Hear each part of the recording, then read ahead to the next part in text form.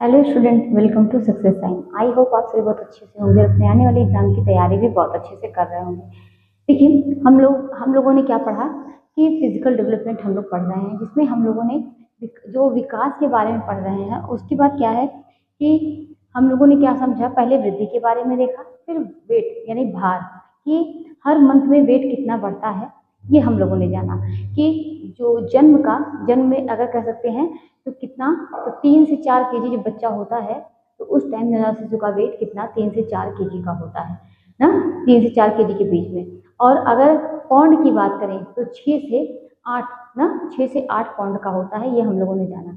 फिर उसके बाद जो है कि 2.5 केजी से कम का बेबी नहीं होना चाहिए ना, जो नवजात शिशु होते हैं वो 2.5 से कम के नहीं होने चाहिए। उसके बाद हम लोगों ने और क्या जाना कि ये तो वेट की बात हो गई। हम लोगों ने ये भी जाना कि कितना, तो जो मतलब अगर पूछा जाए कि 4th मंथ में कितना होता है, वेट कितना बढ़ता है, और पूछा जाए 1.5 साल में कितना बढ़ता है, 5 साल में कितना बढ़ता है, तो 5 साल में जो है वो जन्म का कितना 5 गुना हो जाता है। 4 साल में कितना होता है तो जन्म का कितना 2 गुना हो जाता है। ठीक है, 1.5 साल में कितना होता है, जन्म का 3 गुना होता है। तो मतलब इसी तरीके से हम लोगों ने ये सब चीजें पढ़ी।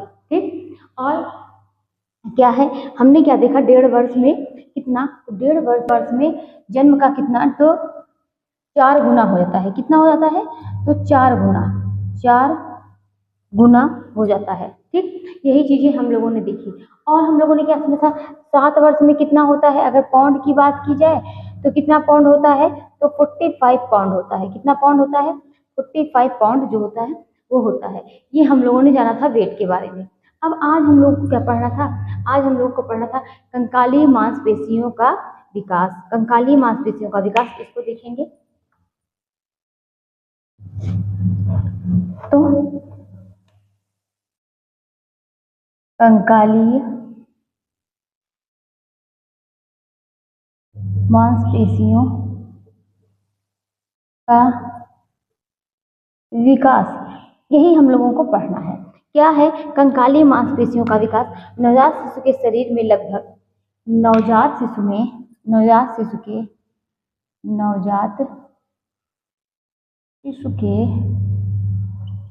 शरीर में लगभग कितना, 270 ना, 270, यानी कह सकते हैं कि 270 करीब 300 ना, कितनी हड्डियां होती हैं। ठीक है, इतनी हड्डियां होती हैं नवजात शिशु के शरीर में, लगभग 270 हड्डी जो होती हैं, हड्डियां होती हैं। और ये क्या होती हैं, ये अत्यंत ही लचीली होती हैं। ये अत्यंत अत्यंत लचीली होती है। वयस्क में हड्डियों की संख्या कितनी होती है, तो आप लोगों को पता भी होगा कि वयस्क में हड्डियों की संख्या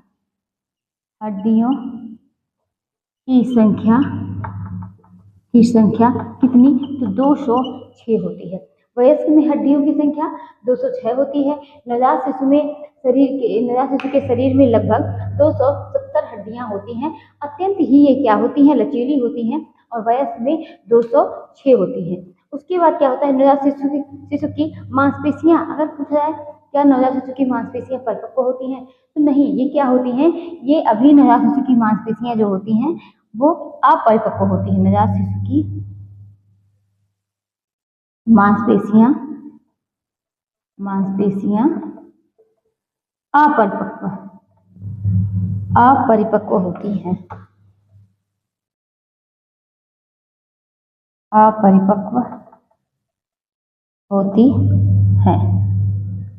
चलिए, ये तो हुआ कि हम लोगों ने क्या जाना कि नवजात शिशु की मांसपेशियां अपरिपक्व होती हैं। अब यहीं पर देखते हैं शारीरिक अनुपात, क्योंकि यहाँ से क्वेश्चन आते हैं शारीरिक अनुपात, और यहाँ से क्वेश्चन बनते भी हैं और आए भी हैं। ठीक है, तो हम लोग क्या देखेंगे, शारीरिक अनुपात। शारीरिक अनुपात, चलिए बात करते हैं शारीरिक अनुपात की।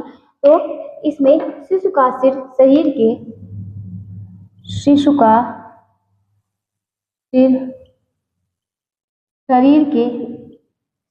सिर शरीर के 1:4 होता है, 1:4 4 होता है। अर्थात कह सकते हैं, क्या कह सकते हैं कि अर्थात ये कह सकते हैं कि शरीर के आप क्या करेंगे, शरीर के 4 भाग करेंगे। कितने? 1 2 3 4, ठीक है। तो शरीर के 4 भाग किए जाएंगे। इसमें एक हिस्सा क्या है, ये सिर होगा, ठीक है। ये समझ में आया कि शरीर के 4 भाग, 1 2 3 4, तो इसमें एक हिस्सा किसका होगा, तो किसका होगा, तो सिर का होगा। तो यही है कि 1:4। हमने क्या समझा, शिशु का सिर शरीर के 1:4 होता है। अर्थात शरीर का एक कह सकते हैं कि शरीर के 4 भाग आप करिए, उसमें एक भाग क्या होता है, सिर होता है, ठीक है। आगे देखते हैं यहाँ पर, तो ये तो हो गई। अब बात करते हैं दांत की बात करेंगे तो प्रत्येक बालक के जीवन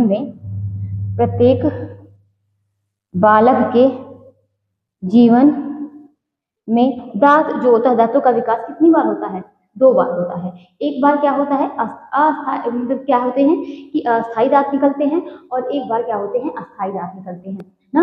अस्थायी वाले दांत होते हैं उनको क्या, किस नाम से जानते हैं, उनको दूध के दांत बोलते हैं ना, दूध के दांत बोलते हैं। और वो टूट जाते हैं, वो धीरे धीरे क्या होते हैं, टूट जाते हैं।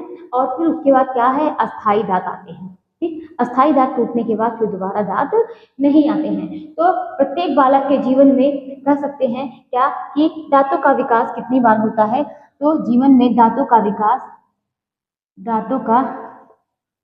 विकास 2 बार होता है, 2 बार होता है।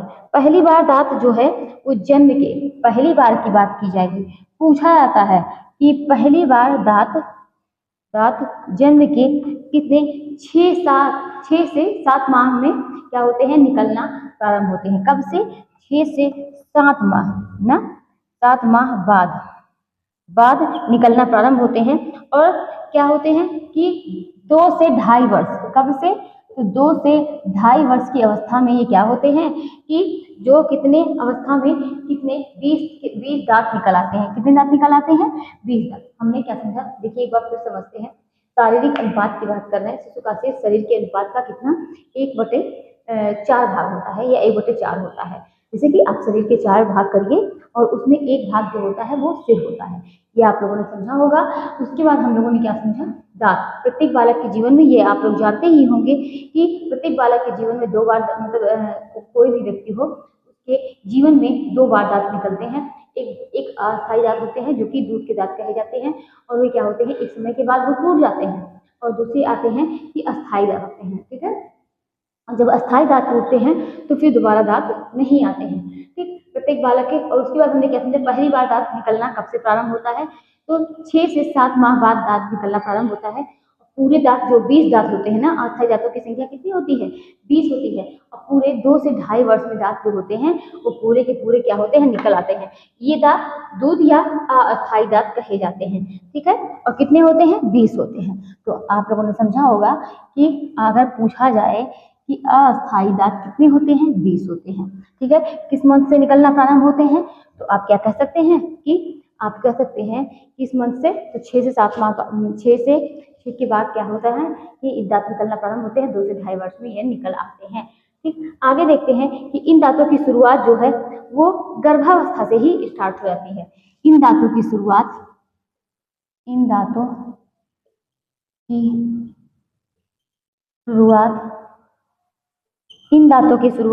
क्या कह सकते हैं कि गर्भावस्था के तीसरे और चौथे माह से, गर्भावस्था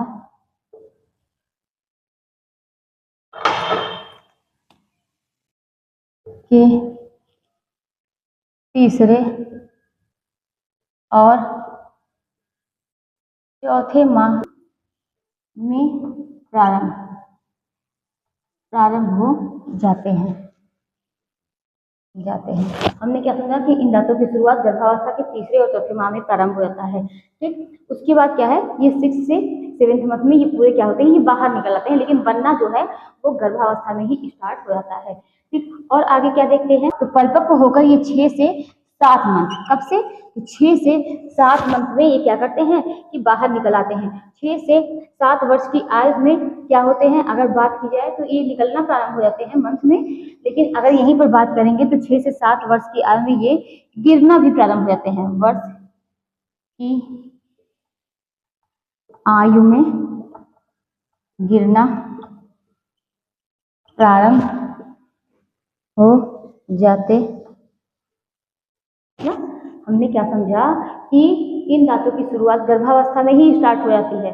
कभी कभी जो है कि मतलब ये कभी कभी मतलब बहुत ऐसे रेयर केस कभी कभी आते हैं कि थोड़ा सा दांत दिखते भी हैं, मतलब क्या नजर को देखा जाए, नजर से को देखा भी जाता है, लेकिन ज्यादातर मतलब पूरी क्या है कि ये बनते तो उसी टाइम है, गर्भावस्था में ही, तीसरे और चौथे माह में स्टार्ट हो जाते हैं, लेकिन 6 से 7 माह में क्या होते हैं कि ये निकलना प्रारंभ होते हैं। ठीक है, और क्या होते हैं 6 से 7 वर्ष की आयु में ये गिरना भी स्टार्ट हो जाते हैं। धीरे धीरे क्या होते हैं, सारे दांत जो होते हैं क्या होते हैं कि गिरना प्रारंभ हो जाते हैं। और जिनका क्या है कि जैसे कि ऐसा थोड़ी ना है कि पूरा दांत गिर जाता है तब अस्थायी दांत निकलता है, ऐसा नहीं है ना। पहले क्या होता है कि जैसे दांत गिरे उसके बाद क्या है वहां पर अस्थायी दांत निकल आते हैं। ठीक है, तो मतलब वहां पर जहां पर अस्थायी दांत गिरते हैं वहां पर उसके स्थान पर अस्थायी दांत निकल आते हैं। ठीक है, अब आगे देखते हैं। ये तो बात हो गई आपकी अस्थायी दांतों की ना, और इतना तो आप लोग जानते ही होंगे कि अस्थायी दांतों के निकलते समय बहुत बच्चों को बहुत कष्ट होता है ना, बहुत दिक्कतें आती हैं, तो ये तो आप लोग जानते ही होंगे। तो अस्थायी दांतों के इसमें बच्चों को दस्त भी देखने को मिलता है, बुखार भी देखने को मिलता है, बच्चे चिड़चिड़े भी होते हैं, रोते हैं, तो ये क्या है, ये अस्थायी दांत। बच्चों का कुछ हमेशा काटने का मन होता है ना, इस तरीके से, तो इस तरीके से मतलब उन सबको दिक्कत आती है बच्चों को जब अस्थायी दांत निकलते हैं। आगे देखते हैं, अस्थायी दांत के टूटने पर अस्थायी दांत निकलना प्रारंभ होते हैं। अगर हम यहीं पर बात कर लें, अस्थायी दांत निकलना प्रारंभ होते हैं प्राय 6 वर्ष की उम्र में। 6 वर्ष की उम्र में 1 से 2, कितना, 1 से 2 अस्थायी दांत, प्राय 6 वर्ष की उम्र में 1 से 2 अस्थायी दांत निकल आते हैं, निकल आते हैं। ठीक है, और अस्थायी दांत अस्थायी दांत की तुलना में आकार में बड़े होते हैं। ठीक, जो अस्थायी दांत होते हैं ना बहुत छोटे छोटे होते हैं, लेकिन अस्थायी दांत जो होते हैं वो अस्थायी की तुलना में आकार में बड़े होते हैं। तो ये हम लोगों ने देखा 6 वर्ष की उम्र में 1 से 2 अस्थायी दांत निकल आते हैं। अगर हम लोग देखते हैं दांत के निकलने का क्रम, तो दांत के निकलने का क्रम यहाँ से क्वेश्चन आता भी है ना। आप लोग जानते हैं कि दांत के निकलने का क्रम,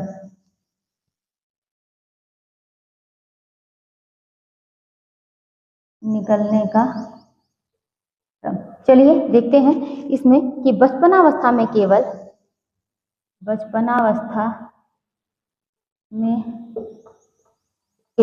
दांत के निकलने का क्रम में बचपनावस्था में केवल अस्थायी दांत ही निकलते हैं, अस्थायी दांत ही निकलते हैं। इनके निकलने का क्रम जो हो सकता है वो मतलब उसको देखते हैं, वो कई तरीके से इनके दांत होते हैं कि निकलते हैं। पहले नीचे के 2 दांत निकलेंगे, फिर ऊपर के निकलेंगे, फिर बगल बगल के दांत निकलेंगे, और इनके नाम भी हैं। इसको देखते हैं हम लोग कि बचपनावस्था में केवल अस्थायी दांत ही निकलते हैं। ठीक है, हमने क्या समझा।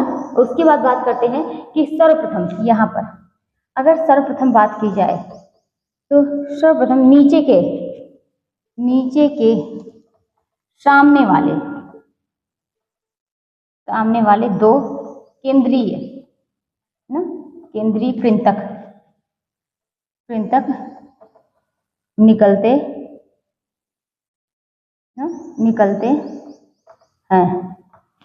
तो यहाँ पर इसको बोलते हैं सेंट्रल इंसाइजर्स ना।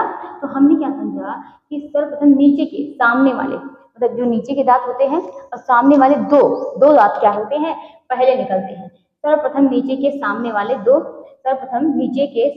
दो केंद्रीय कृंतक जिसको बोलते हैं वो निकलते हैं। ठीक है, इसको किस नाम से जानते हैं, केंद्रीय कृंतक। ठीक है, इसको क्या बोलते हैं, क्या, सेंट्रल इंसाइजर्स। क्या बोलते हैं, सेंट्रल इंसाइजर्स। ठीक, अगर सेकंड नंबर पर बात की जाए तो सेकंड नंबर पर 8 से 9 माह की उम्र में, 9 माह की उम्र में ऊपर के 2 कृंतक तथा 2 बगल के कृंतक निकल आते हैं, तथा 2 बगल के कृंतक निकल आते हैं। मतलब पहले नीचे के 2 निकले, फिर ऊपर के 2 निकले, फिर बगल वाले क्या होते हैं, कृंतक निकल आते हैं। ये हमने समझा। अब आगे देखते हैं यहाँ पर,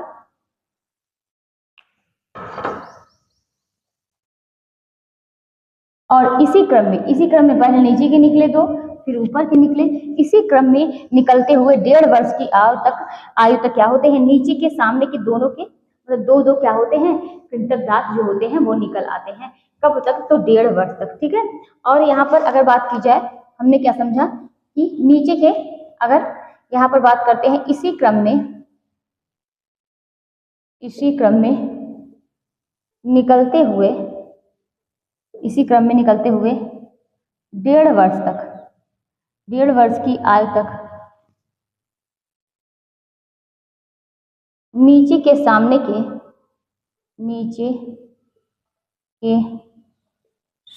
के दोनों ओर के 2 कृंतक, ठीक है, कृंतक तथा 2 दाढ़ें, जिसको बोलते हैं क्या, मोलर बोलते हैं, मोलर ना। तो 2 दाढ़ें ना, इसको क्या बोलते हैं, मोलर। ठीक है, मोलर नीचे और 2 ऊपर निकल आते हैं।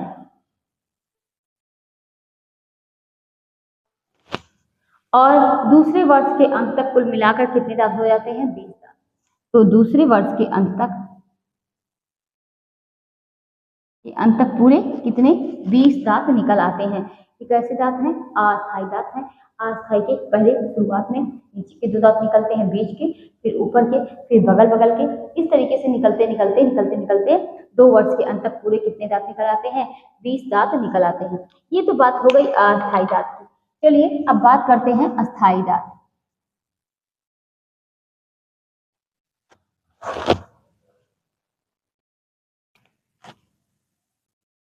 अस्थायी दांत, और सभी अस्थायी दांतों के निकलने के बाद ही अस्थायी दांत निकलते हैं। मतलब जितने भी पहले सभी अस्थायी दांत निकल आते हैं, तभी ऐसा नहीं कि 2 अस्थायी दांत निकले, 2 अस्थायी निकलेंगे, नहीं। सभी अस्थायी दांत निकलने के बाद ही क्या होंगे, जब दांत टूटना शुरू होंगे तो उन जगहों पर जहाँ खाली होता है अस्थायी दांत निकलना प्रारंभ होते हैं। तो उसके बाद देखेंगे इनके निकलने का क्रम जो होता है अस्थायी, इनके निकलने का क्रम अस्थायी दांतों की तरह ही होता है। जैसे कि क्योंकि वो जैसे टूटेंगे वैसे ही अस्थायी दांत निकलेंगे ना, तो इनके निकलने का क्रम कैसे होता है, अस्थायी दांतों की तरह। और लगभग हमने क्या समझा है इसके आगे कि लगभग 6 वर्ष की अवस्था तक जो होता है बालक के मुंह में 1 या 2 कर सकते हैं कि 1 या 2, जो लगभग 6 वर्ष की अवस्था तक 1 या 2 जो है अस्थायी दांत निकल आते हैं। लगभग 6 वर्ष की अवस्था तक बालक के मुंह में 1 या 2 अस्थायी दांत निकल आते हैं। लड़कियों में लड़कों की अपेक्षा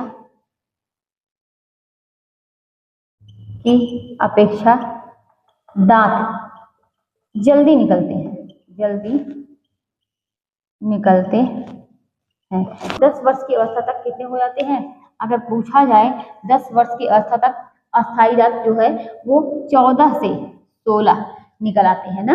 कितने अस्थायी दांत होते हैं, 10 वर्ष की अवस्था तक 14 से 16 अस्थायी दांत निकल आते हैं। अगर यहीं पर बात करते हैं तो 13 वर्ष तक जो होते हैं वो 27 से 28 दांत निकल आते हैं।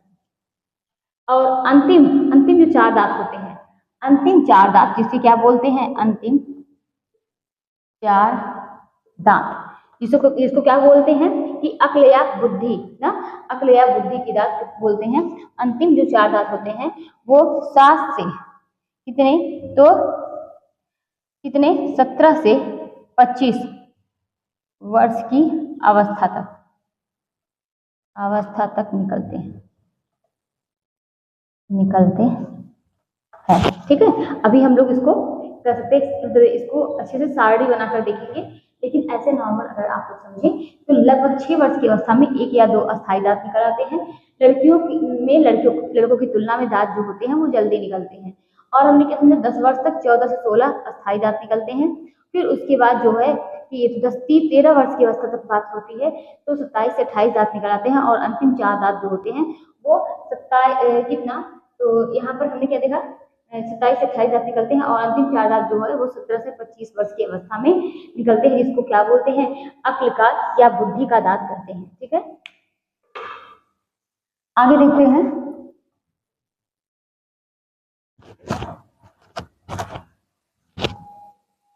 बच्चों की आयु एवं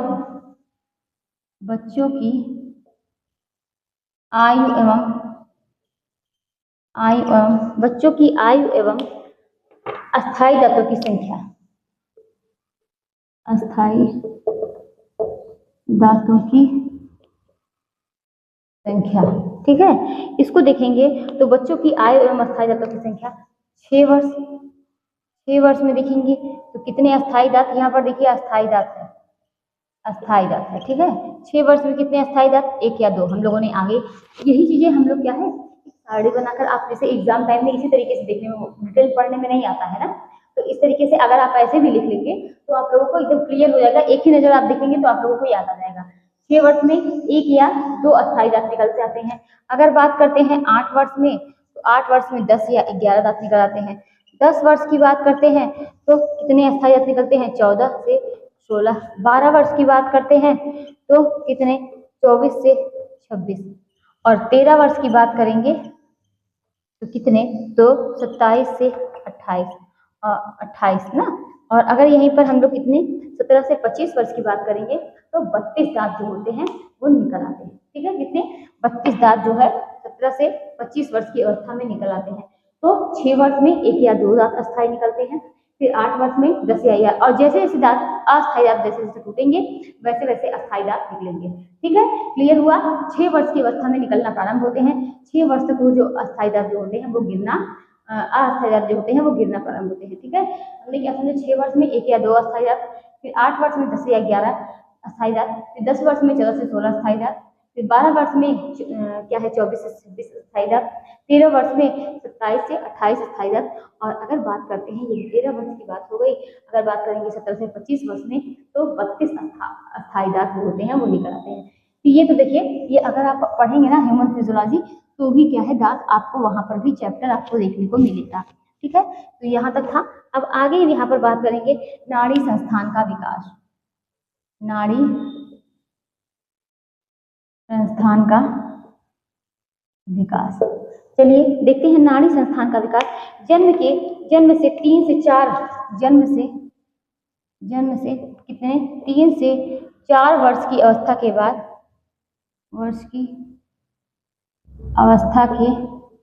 बाद जन्म से 3 से 4 वर्ष की अवस्था के बाद ये क्या है, ये मंद गति से चलता है। ठीक है, मंद गति से चलता है, मंद गति से चलता है। और एक अध्ययन किसने, जेपी स्कॉट।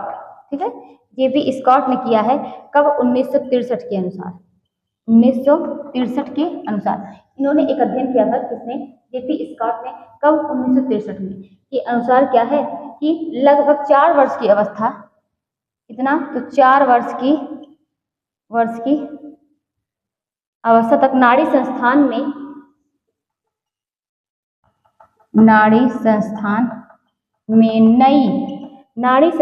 नई कोशिका का निर्माण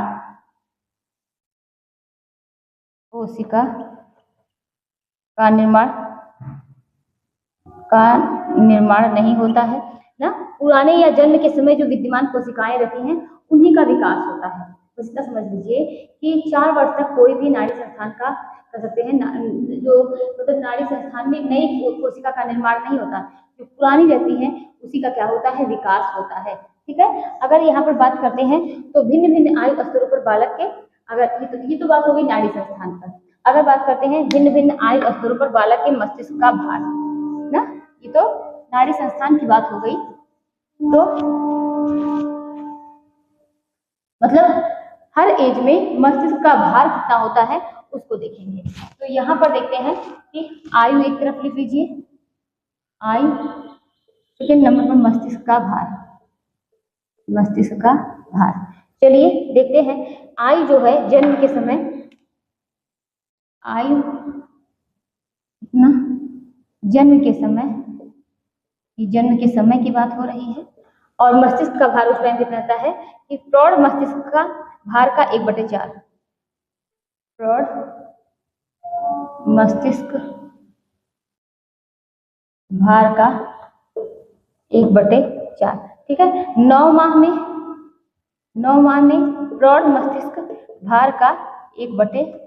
ठीक है, फिर ये हमने क्या समझा, जन्म के समय प्रौढ़ मस्तिष्क भार का कितना 1/4 होता है और 9 माह में 1/2 होता है। ठीक है, लगभग अगर बात की जाए लगभग 2 वर्ष की अवस्था तक लगभग 2 वर्ष की अवस्था तक क्या है, मस्तिष्क में जो विकास होता है ना, मस्तिष्क में लगभग 2 वर्ष की अवस्था तक मस्तिष्क में जो विकास होता है, इसमें अधिकांश क्या होते हैं, जिसको क्या नाम होता है, एक होता है सेरिब्रम ना, सेरिब्रम, और दूसरा होता है सेरिबेलम ना, सेरिबेलम होता है, बेलम होता है। ठीक है, मस्तिष्क जो है मस्तिष्क के इन्हीं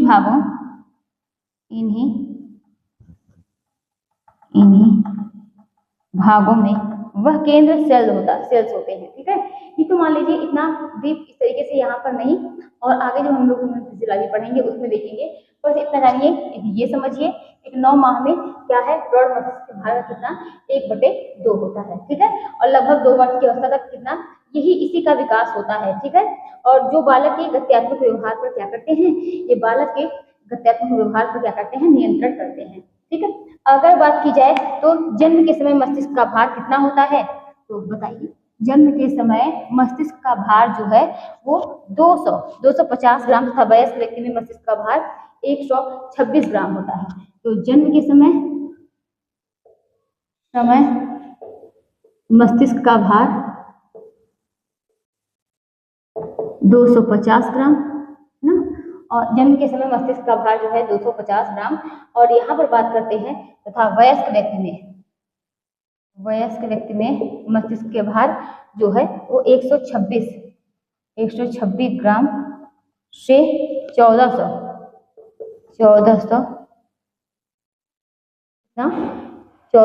ग्राम तक होता है।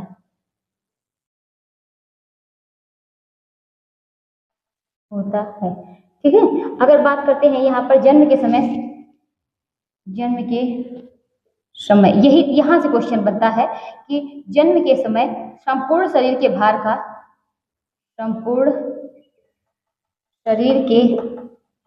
भार का कितना, भार की अपेक्षा मस्तिष्क का भार कितना होता है, 1/8 होता है। ठीक है, 1/8 होता है। अगर 10 वर्ष में बात करेंगे तो 1/18 होगा ना, और यहाँ पर बात करते हैं कितना, 15 वर्ष में 1/30 होगा। ठीक है, परिपक्वावस्था में 1/40 हो जाएगा। देखिए हमने क्या समझा, जन्म के समय संपूर्ण शरीर के भार का की अपेक्षा मस्तिष्क का भार 1/8 होता है, और यहाँ पर 10 वर्ष में बात करेंगे तो 1/18 होगा, और 15 वर्ष में 1/30 होगा, और परिपक्वावस्था में 1/40 हो जाता है। ठीक है, तो ये तो क्या हो गया, ये हम लोगों ने देखा जन्म के समय मस्तिष्क का भार। ठीक है, आगे देखते हैं यहीं पर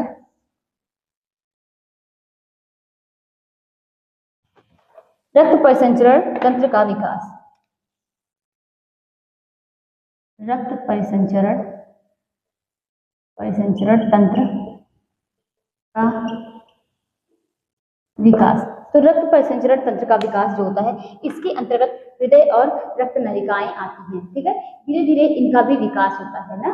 तो इसके अंतर्गत क्या आती हैं? हृदय और रक्त नलिकाएं आती हैं।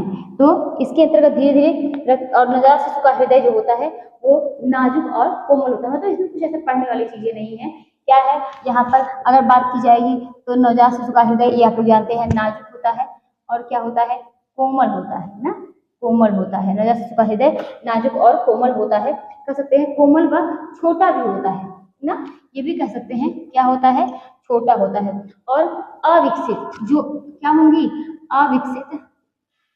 अविकसित छोटी, पतली एवं सकरी होती है। छोटी, पतली होती हैं एवं क्या होती है? सकरी होती हैं। ठीक है, और क्या कह सकते हैं कि ये 6 वर्ष की अवस्था तक हृदय जो है कितनी? तो 6 वर्ष की अवस्था तक हृदय एवं रक्त नलिकाओं का विकास तीव्र गति से होता है। ठीक है, तो 6 वर्ष की अवस्था तक रक्त नलिकाओं का विकास क्या होगा? तीव्र गति से होता है। ठीक है, इस अवस्था तक हृदय का भार जो है वो जन्म की अपेक्षा, जो 6 वर्ष की अवस्था तक हृदय का भार जो है वो जन्म की अपेक्षा कितना? जन्म की अपेक्षा 4 से 5 गुना जो होता है अधिक हो जाता है ना।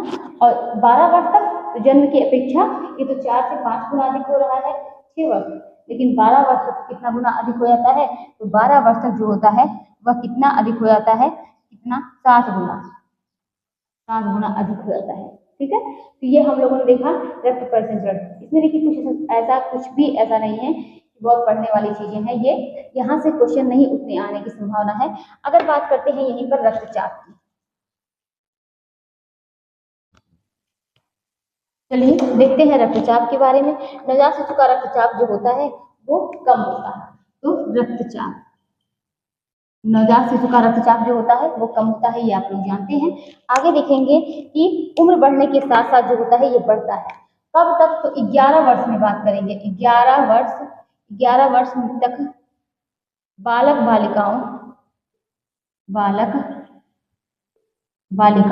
11 वर्ष तक बालक बालिकाओं के रक्तचाप में कोई अंतर नहीं होता। ठीक है, यहाँ तक जो 11 वर्ष तक बात की जाएगी तो बालक बालिकाओं के रक्तचाप में कोई अंतर नहीं था, परंतु इनके बाद रक्तचाप जो होता है कुछ अधिक होने लगते हैं ना। तो ये क्या है? रक्तचाप की बात हो रही है। अगर यहीं पर बात करेंगे तो शरीर तापक्रम, तो शिशुओं का जो शरीर वयस्कों की अपेक्षा क्या होता है? थोड़ा अधिक होता है ना। शिशुओं का तापक्रम जो होता है वो वयस्कों की अपेक्षा थोड़ा अधिक होता है। ठीक है, कितना होता है? तो मतलब कितना अपेक्षा थोड़ा अधिक होता है? 98.2 फ़ारेनहाइट। ठीक से 99 ना, 99 होता है। ठीक है, फ़ारेनहाइट तक रहता है, तो 98 से 99 तक होता है। ठीक है, आगे देखते हैं यहाँ पर नवजात शिशुओं के शरीर का प्रातःकाल तापक्रम जो होता है, अगर आप चेक करेंगे तो शिशु के शरीर का तापक्रम कब? प्रातःकाल थोड़ा कम होगा। ठीक है, लेकिन शाम को देखेंगे दोपहर और शाम को ये बढ़ जाता है ना। दोपहर में बढ़ जाएगा और शाम में बढ़ जाएगा। हमने क्या समझा कि शरीर का तापक्रम जो है 98.2 से 99 होता है और नवजात शिशु के प्रातःकाल जो होता है थोड़ा कम होता है ना, क्या? कि शरीर का तापक्रम। और अगर बात करेंगे दोपहर शाम में तो ये क्या होंगे? ये बढ़ जाते हैं। ठीक है, ये तो बात हो गई शरीर का तापक्रम और रक्तचाप। आगे देखते हैं यहीं पर कि नाड़ी